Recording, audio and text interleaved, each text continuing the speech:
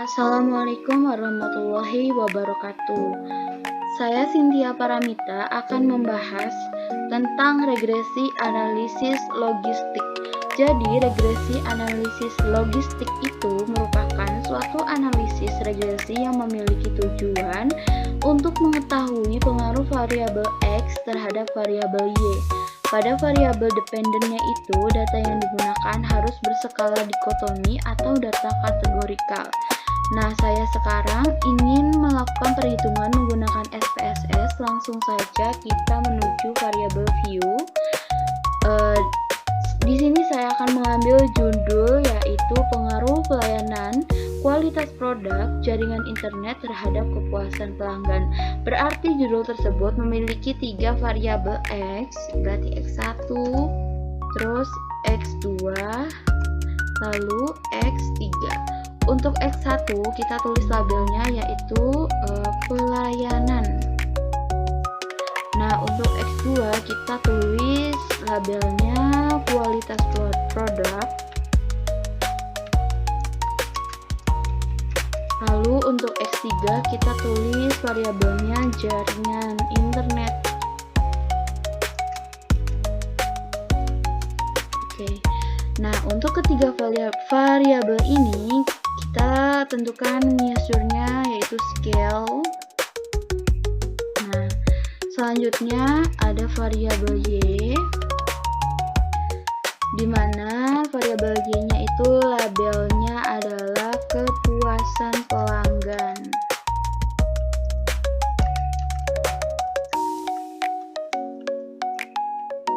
Oke. Nah, untuk variabel Y ini kita ganti measure-nya adalah nominal. Lalu karena ini analisis logistik, berarti kan dependennya adalah data kategorikal. Maka untuk value-nya ini kita beri kode. Untuk 0 berarti kodenya tidak puas. Nah, terus untuk nilai angka 1 variabel kodenya puas. Oke, lalu kita klik OK. Nah, untuk desimalnya kita nolkan semua ya.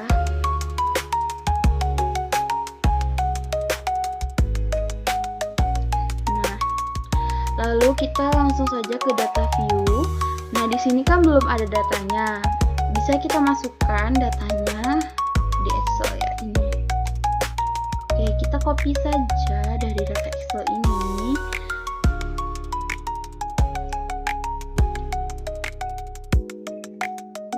Nah, lalu paste ke sini. Nah, sudah ada datanya, langsung saja kita klik analyze, terus regression, terus pilih binary logistic. Nah, ini variabel Y-nya kita masukkan ke kolom dependent, terus ketiga variabel X-nya kita masukkan ke kolom covariance. Lalu lihat option, kita checklist Hosmer list me show goodness, terus pilih iteration history. Tujuannya memilih ini yaitu untuk melihat nilai Hosmer dan interasinya. Jadi untuk regresi heuristik itu ada interasinya ya teman-teman. Lalu kita klik continue, lalu oke, bisa dilihat output yang keluar. Nah, ini outputnya.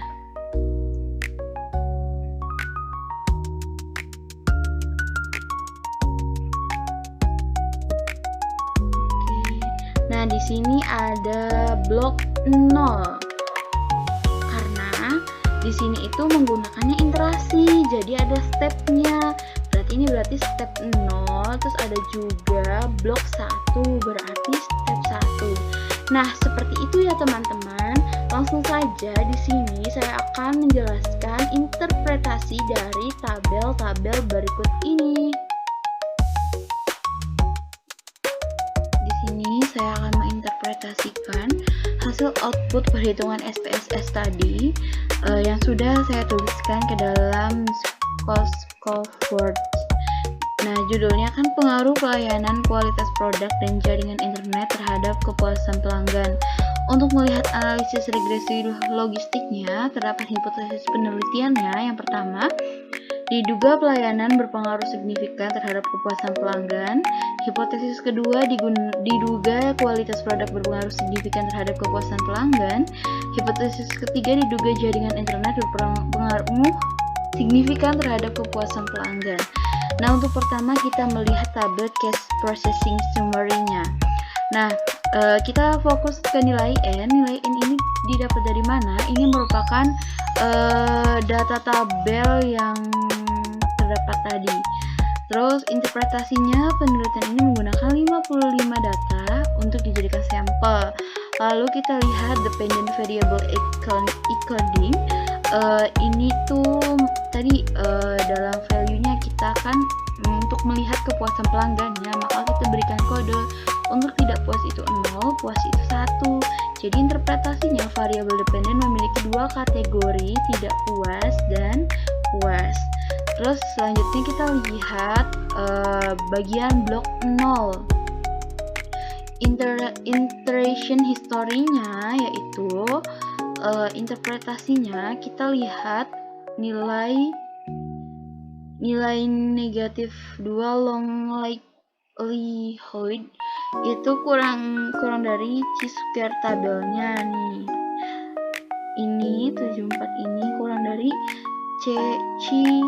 chi-square tabelnya. Berarti berkesimpulan bahwa model sebelum dimasukkan variabel independen sudah memenuhi uji syarat. Terus nilai min 2 long likelihood lebih besar chi-square tabel, berkesimpulan bahwa model sebelum dimasukkan variabel independen masih tidak memenuhi syarat uji. Nah, cara mencari chi-square tabelnya yaitu seperti ini teman-teman. DF sama dengan N dikurangi 1. Jadi N-nya itu kan tadi kan 55 dikurangi 1 berarti kan 54. Untuk mencari chi-square tabel yang didapat sebesar 72,153,216 ini bisa dilihat pada tabel chi-square. Nah, selanjutnya nilai negatif 2 long likelihood lebih besar dari chi-square tabel 74,76 lebih besar dari 72,153,216. Berkesimpulan model sebelum dimasukkan variabel X belum memenuhi syarat uji. Selanjutnya kita lihat tabel variabel in the equation.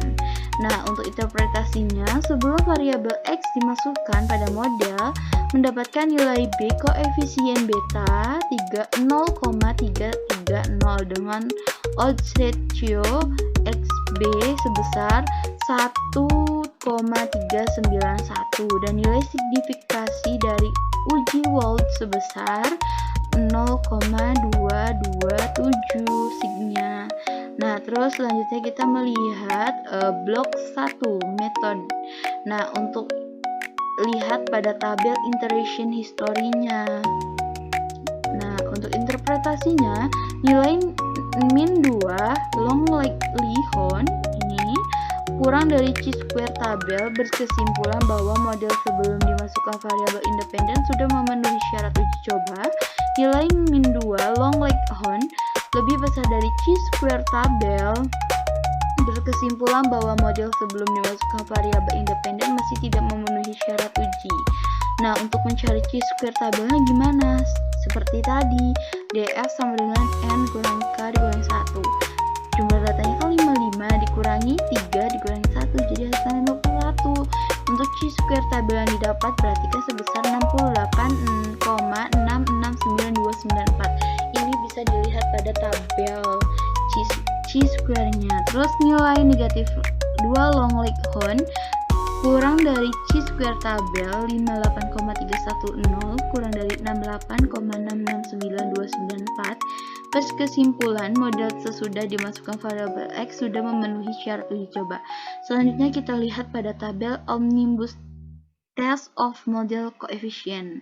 Nah, untuk interpretasinya, kriteria pengujian nilai signya itu kurang dari 0,05 berkesimpulan berpengaruh secara simultan. Untuk nilai sig kurang dari 0,05, ini kan 0,01, kurang dari 0,05 berkesimpulan berpengaruh secara simultan bersama-sama terhadap variabel dependen. Selanjutnya fokus pada tabel model summary. Untuk interpretasinya, nilai Nagelkerke yang ini sebesar 0,348, maka berkesimpulan sumbangan pengaruh variabel independen terhadap variabel dependen secara bersama-sama simultan sebesar 34,8%. Selanjutnya kita fokus pada tabel Homster and Lemeshow. Nah, untuk interpretasinya, kriterianya dikatakan baik jika nilai signya itu lebih dari 0,05. Nilai sig lebih dari 0,05, ini kan nilai signya 0,113. Berarti kan lebih besar dari 0,05. Maka berkesimpulan tidak ada perbedaan yang signifikan antara variabel. Selanjutnya tabel variable in the equation. Nah, untuk interpretasinya, kriteria pengujian nilai signya itu kurang dari 0,05, berkesimpulan berpengaruh secara parsial. Nah, variabel pelayanan memiliki nilai sig sebesar 0,002, berarti kan kurang dari 0,05. Berkesimpulan pelayanan berpengaruh secara parsial terhadap kepuasan pelanggan. Berarti kan hipotesis pertama diterima. Selanjutnya, variabel kualitas produk memiliki nilai sig sebesar kualitas produk, nilai signya sebesar 0,614, berarti kan lebih besar dari 0,05. Berkesimpulan kualitas produk tidak berpengaruh atau tidak memiliki pengaruh secara parsial terhadap kepuasan pelanggan, berarti kan hipotesis kedua ditolak. Selanjutnya, variabel jaringan internet memiliki signya berapa? 0,18. Berarti kan lebih besar dari 0,05. Berkesimpulan, jaringan internet tidak berpengaruh atau tidak memiliki pengaruh secara parsial terhadap kepuasan pelanggan. Berarti hipotesis ketiga ditolak. Oke, mungkin itu saja yang dapat saya sampaikan dan saya jelaskan. Kurang lebihnya mohon maaf. Wassalamualaikum warahmatullahi wabarakatuh.